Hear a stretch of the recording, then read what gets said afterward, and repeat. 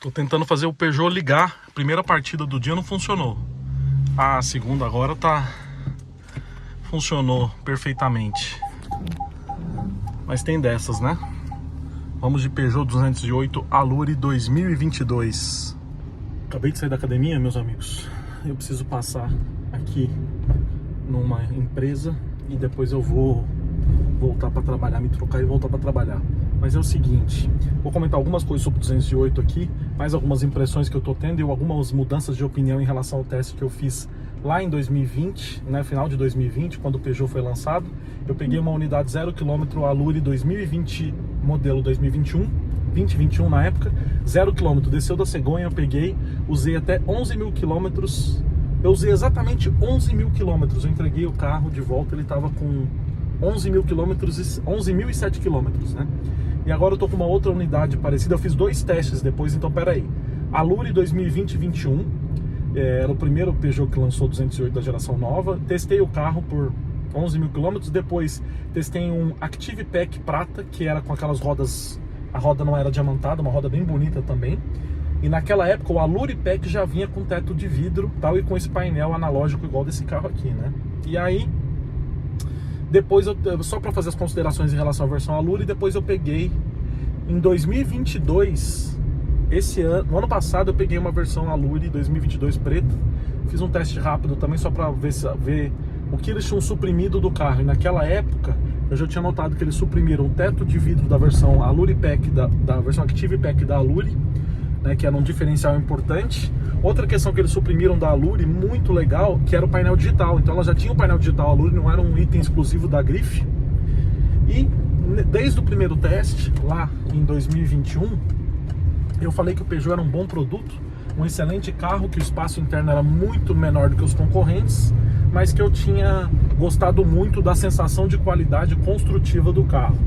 Não mudou essa minha opinião em relação à qualidade, lembrando que esse carro aqui está com 21.300 km e ele está exatamente da mesma forma que eu peguei o primeiro Peugeot 208 da geração nova. Realmente íntegro, sem intercorrências mecânicas aqui, não faz barulho pela carroceria, está completamente novo, mas eu senti que a Peugeot parou no tempo e ultimamente tudo tem evoluído muito rápido, né? Antes até a restilização levava pelo menos uns 4, 5 anos, aí diminuiu para 3, agora quase todo ano tem uma restilização nos carros mais comercializados, né? E aí, depois de andar muito em Tracker Turbo, T-Cross, Nivus, andar também no Pulse e tal, você percebe que o Peugeot está extremamente defasado em motor e câmbio. Apesar de ser uma transmissão Aisin do tipo 6 velocidades e conversor de torque robusta, é uma transmissão muito robusta, ela não comunica bem com o carro. E eu falei isso também no teste lá atrás do 208, quando me falaram que ele não andava bem. E aí eu falei o seguinte, naquela época eu falei o seguinte, não, o Peugeot anda bem, mas a calibração do câmbio, porque o motor tem um torque só em regime, o torque máximo é só próximo dos 4.000 giros. Porém, o Peugeot anda bem se você souber tocar bem o câmbio, cambiar ele, usar o sequencial do câmbio, lembrando que nenhuma versão tem pedal shifts atrás do volante, né? Então, andando normalmente, sem mexer nas configurações aqui Eco Sport, o câmbio já troca de marcha muito rápido. Então você tá a 60 km por hora, ele tá em sexta marcha, ó. Ele tá em terceira aqui agora, já engatou quarta a 35 km por hora. E ele engata a quinta com menos de 50, ou a 50 e poucos quilômetros por hora, alguma coisa assim, né? Então a calibração do câmbio joga as marchas, vai jogando todas as marchas visando a economia de combustível, tanto que ele é em média 2 km mais econômico do que um HB20 1.6, só para vocês terem uma ideia, ele é 2 km mais econômico na maioria das circunstâncias. Então ele é 2 km mais econômico andando na cidade com gasolina e com etanol, e também na estrada a média relativamente parecida, né? Então, a calibração do câmbio é de deixar o carro econômico. Então, e o giro e o torque máximo com uma rotação elevada favorece para dar aquela sensação de que o carro realmente anda pouco. Quando você aperta aqui o modo Eco, as marchas trocam ainda mais rápidas. Então, eu vou sair aqui, ele vai engatar segunda, terceira, quarta e quinta, só para vocês observarem. Eu vou deixar no modo Eco. Vocês vão observar o quanto ele troca de marcha rápido, mesmo quando você pisa com certa disposição no pedal. né? E aí favorece aquela sensação de que o carro anda menos ainda, né? Então a calibração normal do câmbio já é uma calibração econômica, visando uma economia de combustível. O motor tem um torque máximo só com rotações elevadas. Ó, ele já engatou segunda, pessoal. Agora que ele engatou primeira de novo. Eu só saí do semáforo, ele engatou segunda. Então, ó, primeira, segunda, terceira, olha que absurdo. Terceira, quarta, 35. Quinta, 41. Sexta marcha, ainda não foi. Sexta marcha, 56 km por hora. Para vocês terem uma ideia, até o motor mesmo ele tá chorando aqui dentro do carro. Então, no modo eco acontece dessa forma, né? Aí favorece a sensação ainda de que o carro fica mais lento ainda. Quando você coloca no modo esporte aqui, em tese ele segura um pouquinho a mais as marchas, mas mesmo assim não é nada tão significativo. É significativo quando você pisa com disposição, que ele vai segurar mais o giro realmente, mas no trânsito urbano ele ainda fica numa faixa de giro muito inferior ali ao torque máximo do motor, então que contribui para aquela sensação de que não anda bem. E aí o que acontece? Quem andar com disposição vai cambiar.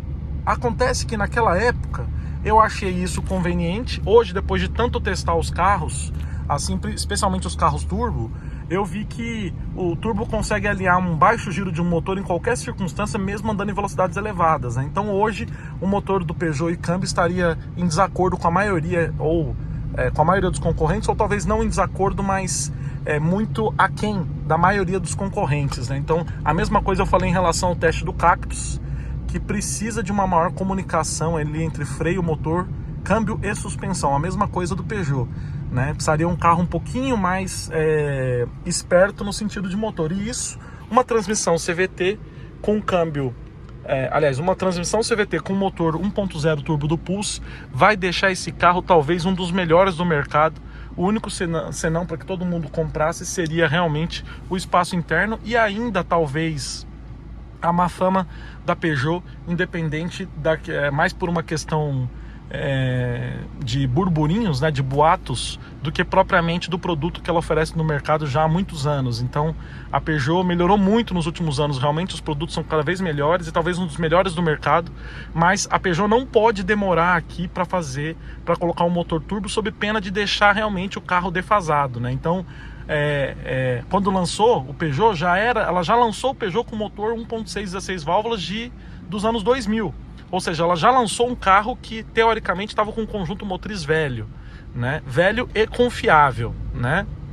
Mas a estratégia, inclusive, de lançar 1.0 do Firefly da Fiat, né, na Peugeot com aquele visual do Stile lá super moderno, é um fato realmente para continuar impulsionando as vendas do modelo, né? Mas se ela mantivesse o motor 1.0 aspirado, a lá Volkswagen sempre fez, né?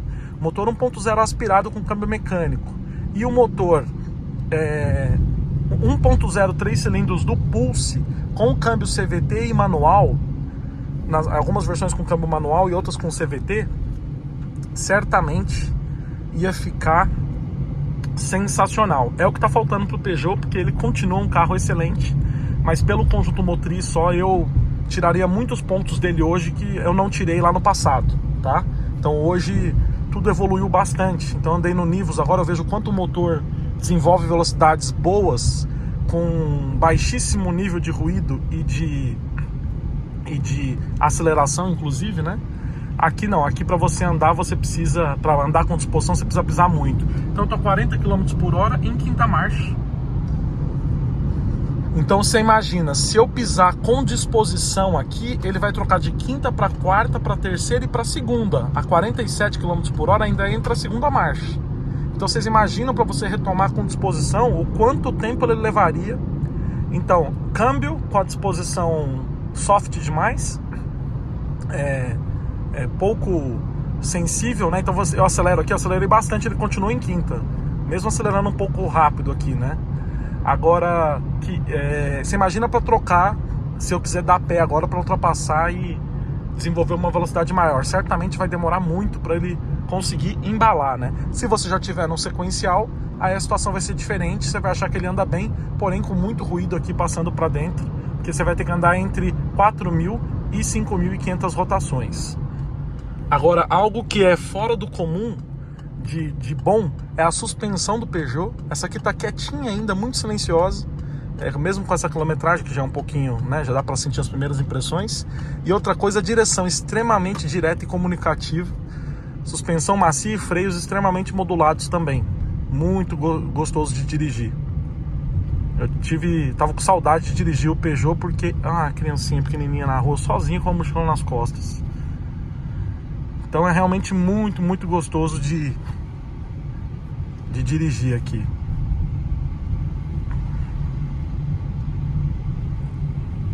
Meus amigos, ontem eu peguei uma chuva de granizo com nivos, mas uma chuva tão forte, tão forte. Engraçado que pelo vídeo nunca transparece tanto quanto é, mas eu gravei tudo pra vocês. Mas foi, quase que a beiradinha do caminhão pegou aqui na lateral do Peugeot, sem ficar muito atento. Mas tão forte que eu fiquei horrorizado com a chuva. Eu andei no acostamento com o pisca-alerta ligado bem devagarzinho, para não danificar o carro inteiro, que tá bem novinho ainda, né? Então é isso que eu falo, ó, um carro quando ele é realmente forte de suspensão de motor, ele aguenta bem. O pessoal fala, carro de locadora, tal, e depois eu vou acabar respondendo um a um dos inscritos quando eles estão me falando sobre isso, sobre que é carro de locadora, se não é, se é carro emprestado, qual a procedência do carro. O carro, quando é bom, dificilmente ele estraga novo, entendeu? Começou a estragar novo, você pode ter certeza que você vai ter problema com ele a vida inteira. Tá com barulho na suspensão com 10.000 quilômetros, tudo bem, você pode ter caído numa cratera, tal, mas o uso normal do carro não destrói ele tão fácil assim, mesmo que você não tenha tanto cuidado. Se inscreve, deixa o like, compartilha esse vídeo. Muito obrigado pela sua audiência. Até nossas próximas histórias. Fui!